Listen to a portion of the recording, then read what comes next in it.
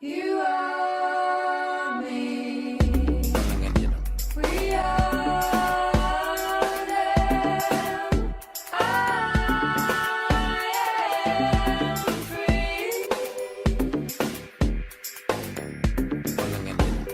We begin life with the world simply presenting itself to us. A reality that is open to individual interpretation. But then, at a very early age, we are taught to perceive things in a certain predetermined and socially acceptable way.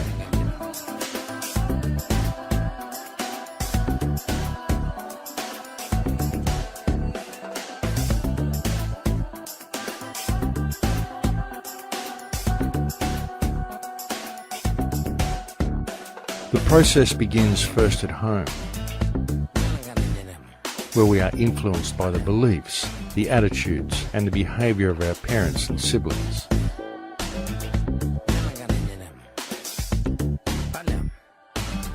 And then, as soon as we are old enough to be capable of independent thought, and have gained an acceptable degree of communication skills,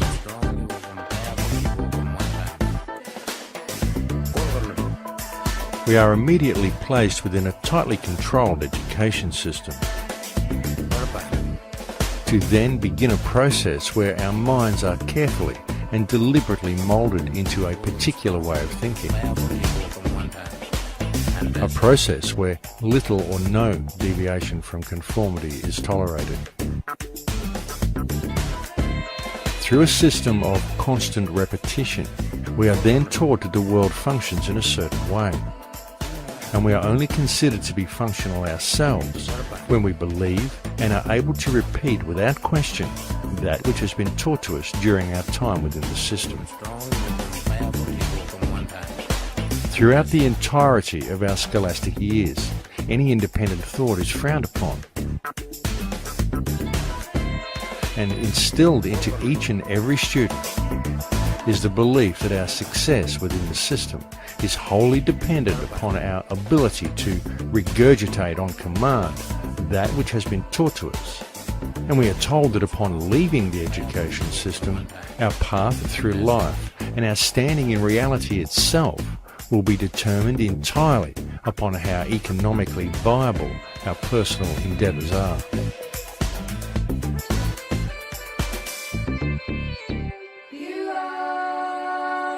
We are taught that it is only through profit and through continual financial gain that our personal success will be measured. We are taught that we must either work for someone or we must strive to gain a position in society where someone else will work for us. But either way, all must work. We are essentially taught to be slaves who will spend the majority of life in the pursuit of paper or of digital credits. And through our belief that this system is real, we find ourselves living within a society that has been structured in such a way that were we not to dedicate our time to the accumulation of such things, then all that nature has provided for us, all that nature has provided freely for the benefit of all, will remain forever out of reach. Yet in pursuing such goals in the belief that doing so will enrich our lives, all we do is give power to the meme that enslaves us. And the price we ultimately pay is the connection we once had to the world around us. The price we ultimately pay is life itself.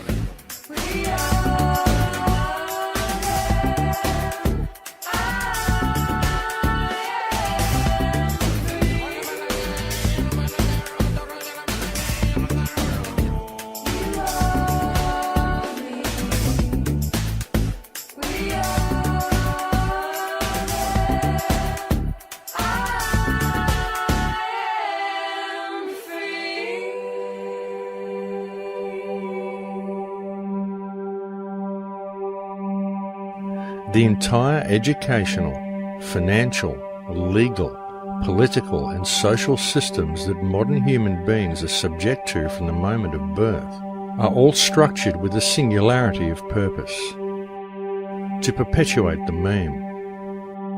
These systems are designed to ensure that each individual is kept locked into a left brain understanding of the world, is kept disconnected from the reality around them, and that each individual grows into adulthood with the understanding that the meaning of life is the one with the most wins.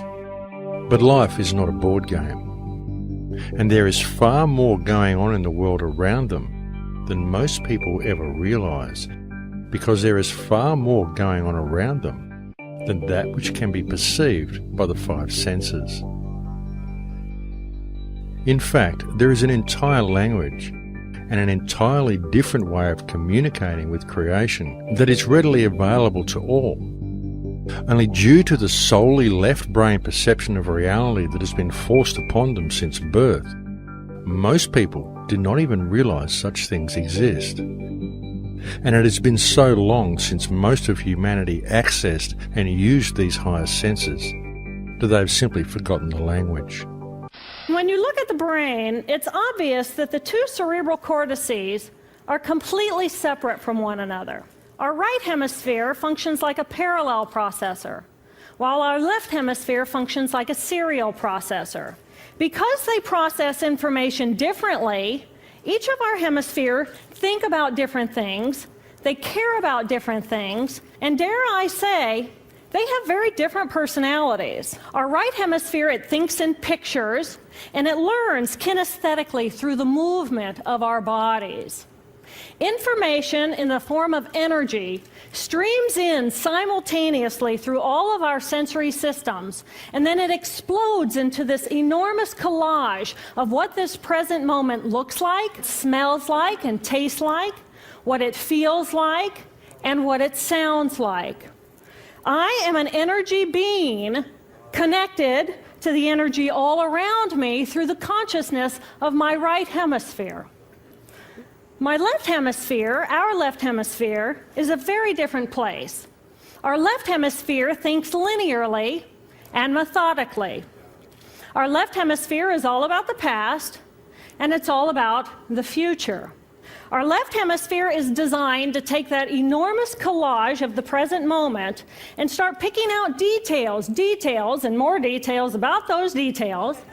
It then categorizes and organizes all that information, associates it with everything in the past we've ever learned, and projects into the future all of our possibilities. And our left hemisphere thinks in language. It's that ongoing brain chatter that connects me and my internal world to my external world. But perhaps most important, it's that little voice that says to me, I am. I am. And as soon as my left hemisphere says to me, I am, I become separate. I become a single, solid individual, separate from the energy flow around me and separate from you.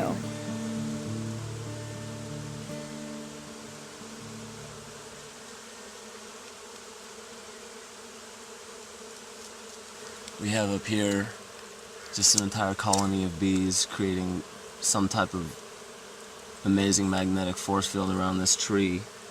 And this tree is transmitting whatever that is to the ground that I'm sitting on. Whatever this language is that's coming from all these insects, all these species, to and from the earth, back and forth. It's incredible, and the amount of communication that goes into it. We still, for some reason, think that we are the center of the universe, even though we try to pretend that we're not. Somehow we think that everything that happens around here, all the species, they have whatever scientific evidence that we understand. These species pollinate this, those species do this, do that, and the other. And as long as we take care of the species that we need, as long as we take care of all the ecosystems that will sustain us as humanity on this earth, then we'll be fine. Without understanding that if you were to look at it as this spherical spider web, 360 degrees, we're just a small little portion of it. And yeah, maybe a couple 100,000, maybe 1 million threads or webs would contact us. But when you branch it out and you understand that this entire web is connected to another spot, and there's 100,000 pieces that connect to that, 100,000 pieces that connect to the one down here, and overall, they're all connected in some way, shape, or form. So if you remove one because you don't think it's important enough, we seem to think it's insignificant because there's no direct impact on us. But I think that's such an illegitimate way of looking at it, because how could you say that any of this is not profound? How could you say any of it is insignificant when in the long run, it's not by a random occurrence that species grow in certain areas. It's not by a random occurrence that there are certain animal species in certain areas, certain plants in certain areas, and they all develop this massive ecosystem that feeds each other. How can we not say that specific ecosystems feed other specific ecosystems? How can we not say that the oceans are important to the deserts? How can we not say that all insects and species are important to plant life, important to mineral life? So, in a sense like that, just taking in all of these species that we see around us, taking in absolutely everything that we may not even see within that, the communication between them, we only see it from our perspective, but there has to be thousands, maybe millions, maybe infinite more methods of communication, some type of dialogue between these species and one another. And maybe we don't hear that because it's not necessary for us to.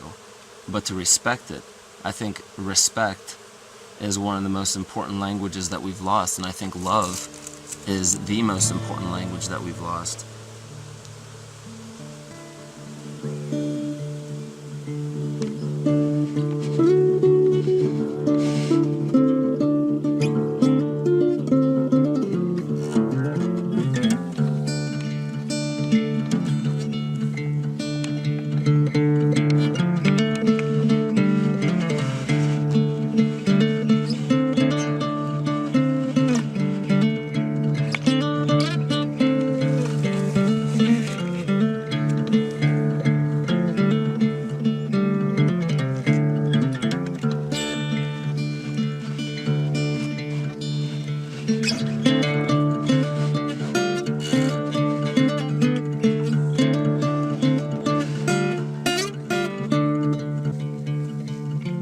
Ancient man had always had a symbiotic relationship with nature and interacted with his surroundings with a degree of understanding and communication that many people of modern times find difficult to even comprehend, let alone exercise. Yet, for most of humanity, this symbiotic relationship has now long since disappeared, and the language of nature has been all but forgotten. What happened? What was it that caused man to become so disconnected from the earth? And if civilization continues to follow its present course, how further disconnected are we likely to yet become?